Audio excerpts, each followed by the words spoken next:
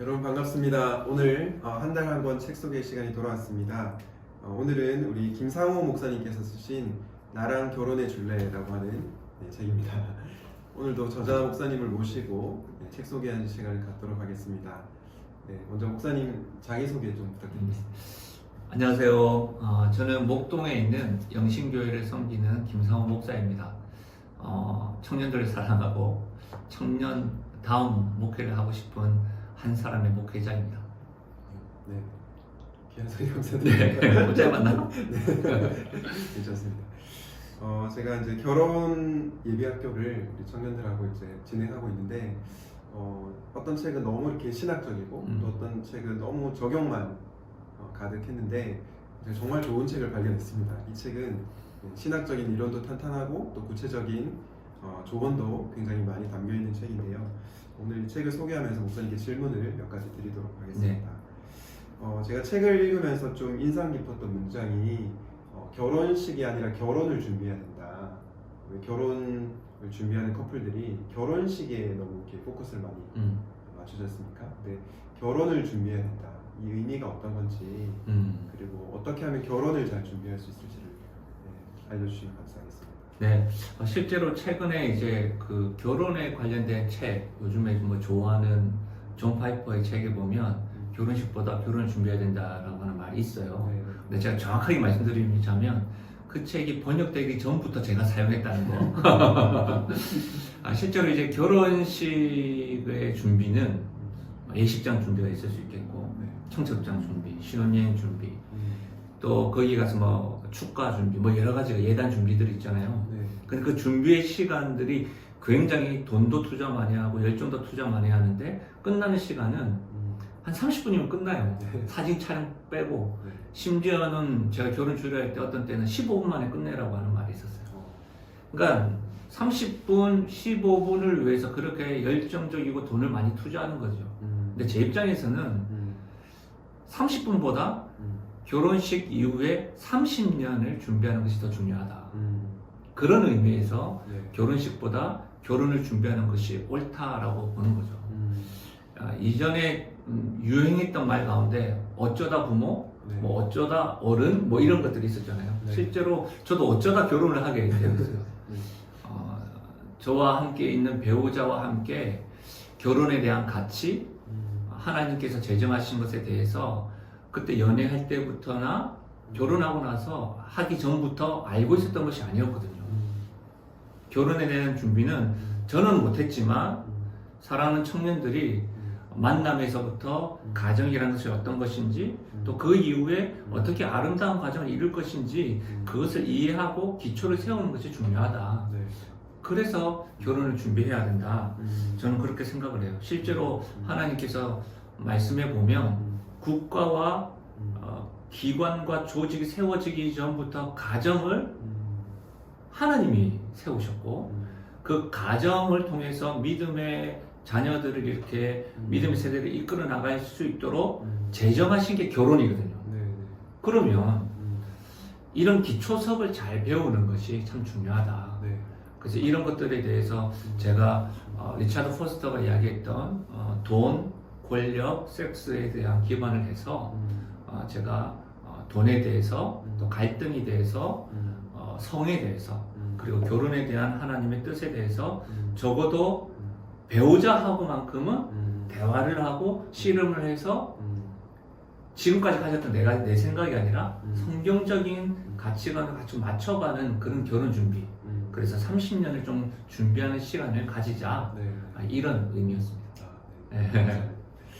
결혼을 준비하는 청년들이 결혼식을 넘어서 결혼을 잘 준비하면 좋겠습니다. 두 번째 질문 좀 드리려고 하는데요. 제가 이제 청년 사역을 하다 보니까 청년들 중에서 목사님, 그러니까 믿는 사람과 교제하고 결혼해야 된다는 거를 알긴 알겠는데 요즘 믿는 사람들 만나는 게 너무 어려워요. 그리고 사실 매력이 없으면 아무리 신앙이 있어도 이게 교제하고 결혼하는 게 쉽지가 않지 않습니까? 그래서 그 두 가지 가치 속에서 고민하는 청년들이 많이 있는데 목사님께 생각하실 때 어떻게 이렇게 조화를 이룰 수 있을지 부탁드립니다. 실제로 많이 어렵습니다. 실제로 신앙 공동체 안에는 일반적인 통계입니다. 일반적인 통계로는 믿음 좋은 자매들이 더 많고 형제들이 좀 소수입니다.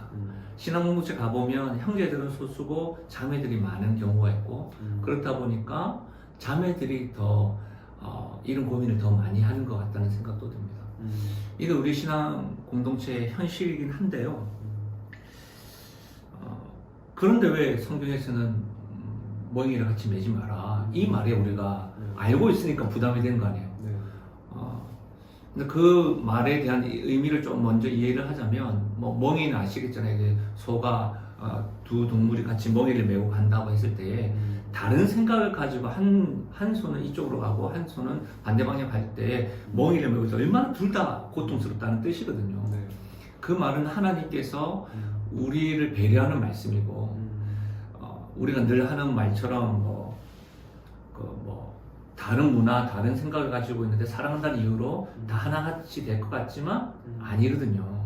그래서 멍에를 같이 매지 말라고 했는데 그런 마음을 가지고 있는데 어쨌든 신앙 공동체에 살펴보면 없는 거죠. 전제는 예수 믿는 사람을 만나려고 할 때 먼저 비전부터 말하지 않았으면 좋겠어요. 하나님 우리를 그렇게 딱딱하게 창조하지 않으셨거든요. 필이 먼저예요. 하나님께서 아담에게 하와를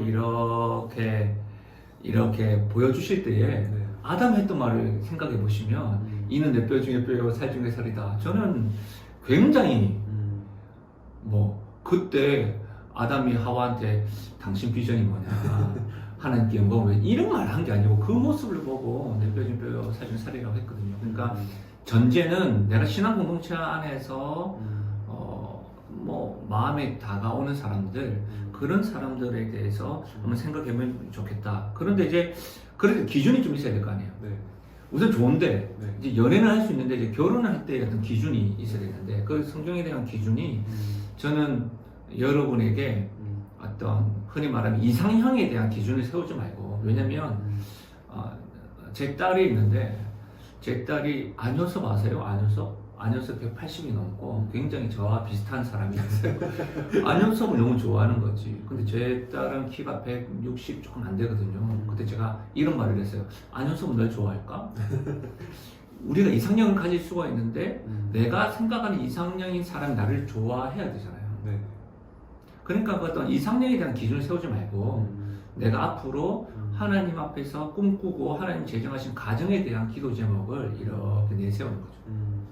그 가정에 대한 기도 제목을 하면서 만약에 세 가지가 있다고 한다면 세 가지 중에 결코 한 가지만은 포기하지 못하는 게 있잖아요. 그 포기하지 못하는 것이 있다면 그것이 맞고 두 가지는 아닌 것 같은데 내가 이해하고 용납이 가능하다면 저는 그분과 만남을 한번 시도해 보시라. 그런데 이런 경우가 있어요.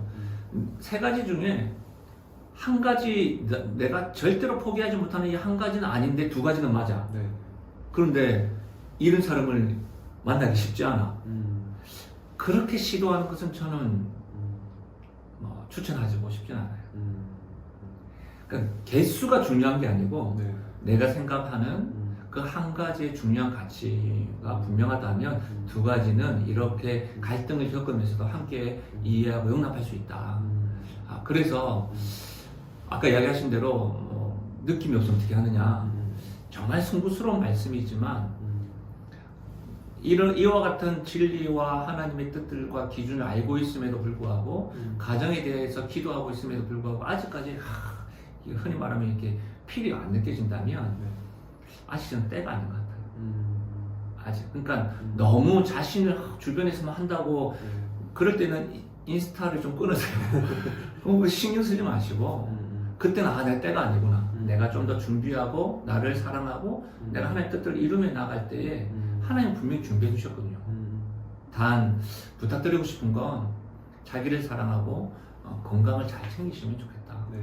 그렇게 말씀드리고 싶네요. 감사합니다. 다음으로 세 번째 질문 좀 드리고 싶은데요. 이 책에 보니까 목사님께서 이제 좀 중요하게 강조하는 부분이 갈등 다루기, 갈등을 해결하는 부분인데 이제 연애를 하거나 결혼했을 때 보통 갈등을 회피하는 성향이 있거나 아니면 이렇게 화를 내가지고 그 관계를 파괴시키거나 이렇게 극단으로 치우치는 경우들이 많은데 연애를 하거나 결혼 생활할 때 어떻게 하면 이 갈등을 잘 해결할 수 있을지 목사님 생각을 듣고 싶습니다. 어렵습니다. 실제로 연애를 하실 때에 지속하지 못하는 이유가 이 갈등을 해소를 잘 못한 거거든요. 네. 그건 결혼도 마찬가지입니다. 그래서 어떤 때 저한테 어떤 분이 결혼을 하시고 난 다음에 3개월 됐을 때 제가 물어봤어요. 요즘 어떻게 지내냐 했더니 너무 좋대요. 좋겠지. 3개월밖에 안 됐으니까. 네. 그런데 안 싸워서 좋다는 거예요. 그러니까 제가 뭐라고 했냐면 위험한데 이렇게 이야기했어요. 여러분 아셔야 될 게 갈등은 일어나는 것이 발생하는 것이 당연해요. 아주 좀 송구스럽지만 우리 목사님하고 저하고 네. 우리 목사님을 여성으로 생각하고 제가 남성 생각했을 때 사랑을 하지만 사랑한다는 이유 하나 말고는 다 달라요. 틀린 게 아니고 다 다르잖아요. 네. 다르니까 갈등을 할 수밖에 없어요. 네. 심지어 같은 신앙 공동체 안에 있어도 내가 경험했던 직장인이 다르고 가정 문화가 다르고 학교에서의 분위기도 다르고 영향받았던 것도 다르고 책을 읽어도 어떤 사람이 책이 좋지만 어떤 사람은 안 좋을 수 있어요. 네. 그건 달라요. 네. 다르기 때문에 갈등이 있는 거죠. 그러니까 첫 번째로 갈등은 일어날 수 있다. 중요한 건 잘 싸워야 된다. 네. 근데 재미난 것은 우리 성경의 기준에 돕는 배필이라고 하는 부분을 잘못 이해한 것 같아요. 돕는 배필은 나와 딱 맞는 사람이 아니에요. 원어적으로 보거나 NIV나 KJV 영어 성경으로 보면 돕는 배필은 서로 다르지만 도와주는 사람이거든요. 네. 그러니까 다르지만 이렇게 에너지를 협업을 해서 이렇게 같이 발생시키고 도와주는 사람이 돕는 배필이라고 하면 전제는 다르다는 거예요. 네. 그러면 나의 다름을 이 사람이 커버링 해주는 거예요. 그게 돕는 배필이에요. 그러면 그렇게 하기 위해서는 이해와 용납이 필요한데 저는 이 부분에 대해서 대화, 소통을 제가 커뮤니케이션이라고 하는데 소통을 제안을 했어요. 제가 뭐 아주 조금 상담을 공부를 했었는데 이 대화를 사실은 대화는 기술이거든요. 네. 대인 기술이라고 표현하거든요. 네. 그러니까 후천적으로 가능한 거죠. 실제로 대화를 계속해서 많이 해보셨으면 좋겠다. 네. 잘 싸우는 방법. 그래서 제 책에 좀 더 구체적으로 뭐 읽어보셨죠? 네. 네. 싸우는 방법에 대해서 뭐 휴대폰으로라든지 네. 할 때도 내가 제안을 했고 네. 특히 하프타임이라고 하는 방법들을 제가 제안을 했었는데 그 하프타임이라는 단어는 밥 버포드의 책에서 가져왔지만 네. 그것을 제가 지금도 저는 실천하고 있거든요. 그래서 저는 소통하는 법을 좀 배워야 된다. 이것은 책을 한번 한다고 되는 것이 아니고 괜찮으시면 저는 청년부 안에서도 우리 뭐 소통하는 법, 잘 싸우는 법 이런 것들도 한번 네. 특강도 했으면 좋겠고 네. 워크숍을 또 하고 그리고 특히 뭐 그렇게 해서 저는 갈등이 일어나는 것을 두려워하지 말자.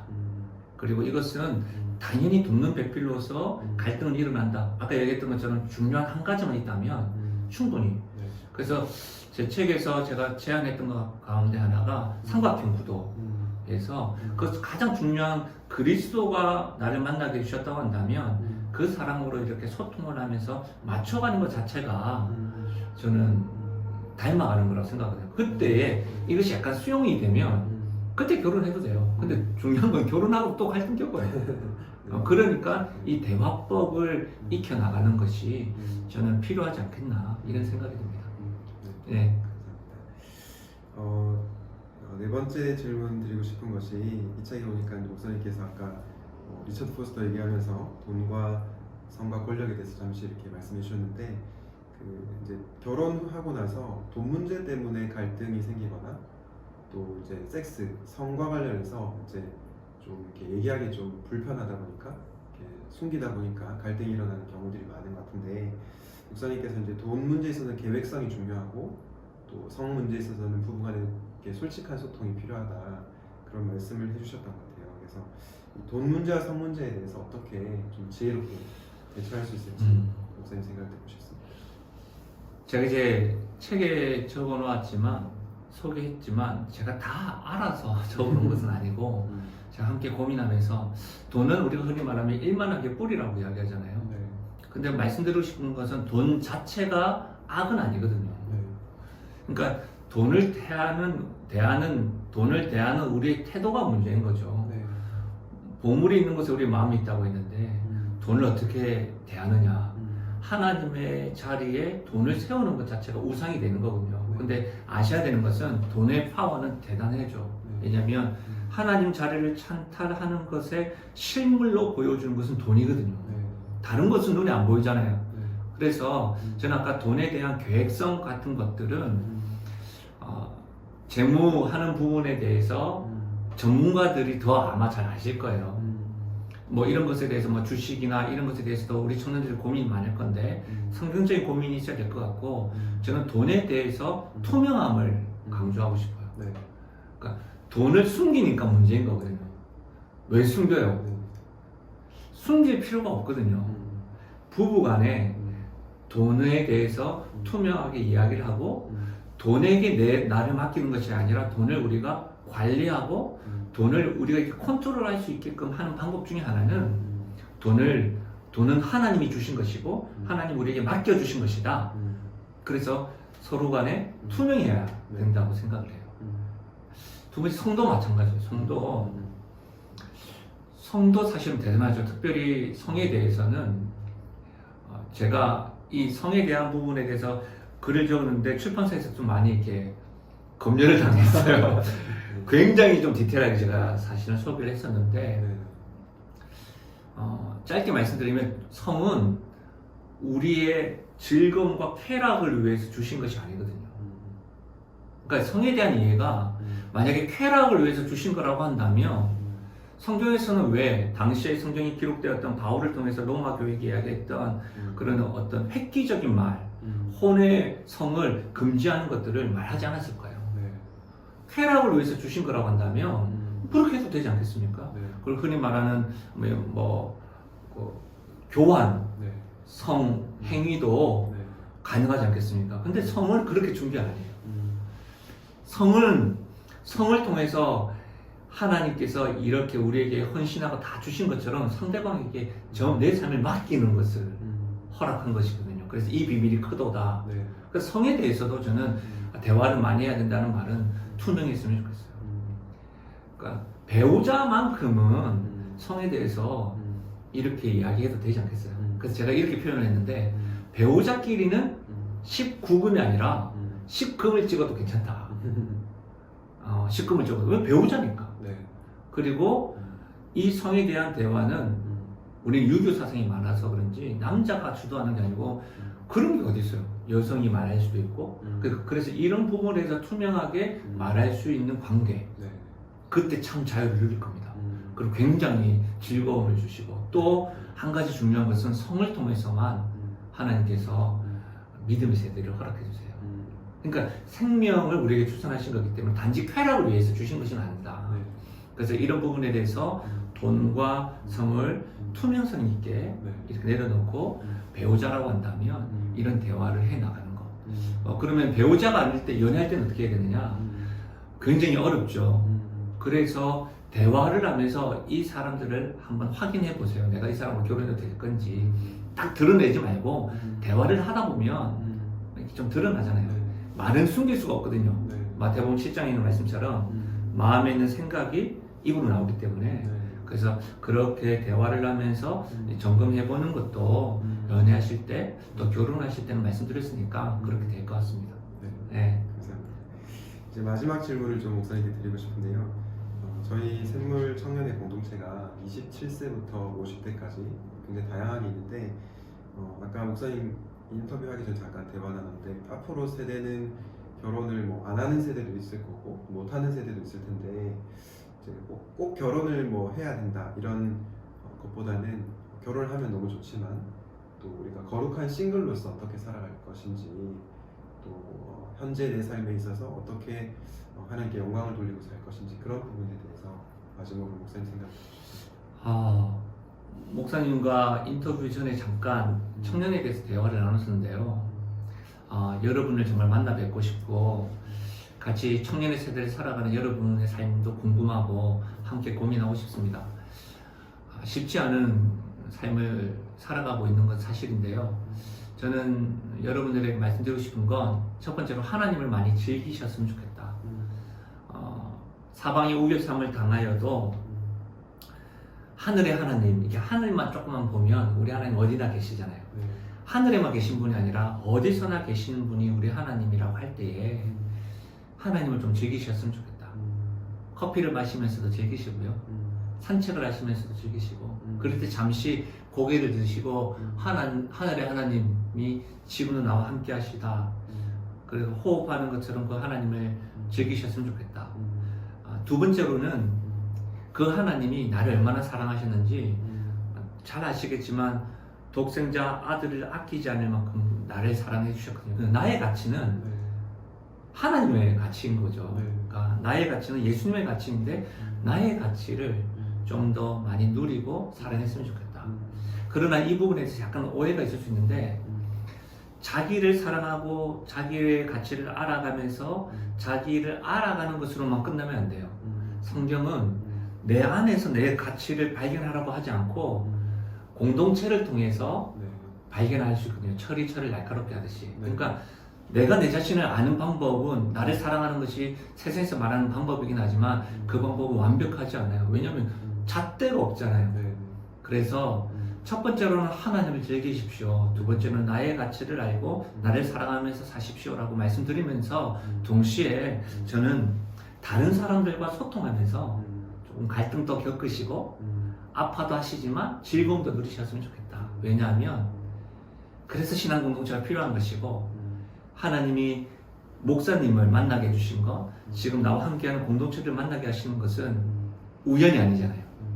하나님의 바람일지 모를 텐데 그 바람 가운데 이 거룩한 싱글로서 또 싱글 이전에 거룩한 청년으로서 이렇게 즐기고 또 기쁨을 누리고 감탄하시면 좋겠다 그런 생각이 듭니다. 네, 감사합니다. 목사님 긴 시간 이렇게 시간 내주셔서 너무 감사드리고요. 네. 우리 연애와 결혼에서 고민하시는 분들 나랑 결혼해 줄래 꼭 사셔서 읽어보시면 좋겠습니다. 네. 그럼 목사님 감사합니다. 네, 감사합니다. 네.